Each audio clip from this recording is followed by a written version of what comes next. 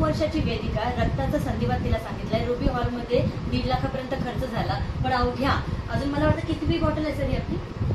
ही आता 6वी बॉटल आहे. 6वी बॉटल आहे. 6व्या बॉटलमध्ये वेदिका ठणठणीत झाली आहे आणि व्यवस्थित प्रॉपरली चालतीये. ती शाळेत सुद्धा जातीये.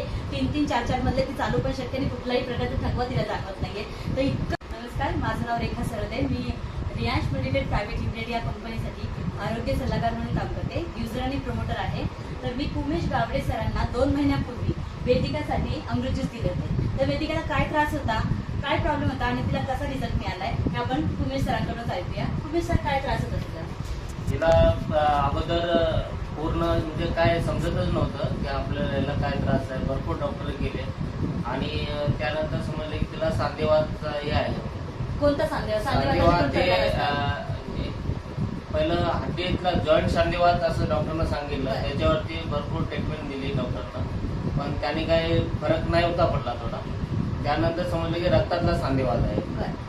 रक्तातला सांधेवात असल्यानंतर त्याला कम्प्लीट आता 2 वर्ष तिला डॉक्टरकडे ट्रीटमेंट चालूच होती आणि तिला म्हणजे ट्रीटमेंट चालू होती तोपर्यंत थोडंसं चांगलं वाटत होतं, पण ट्रीटमेंट संपली की परत ते त्रास व्हायचा.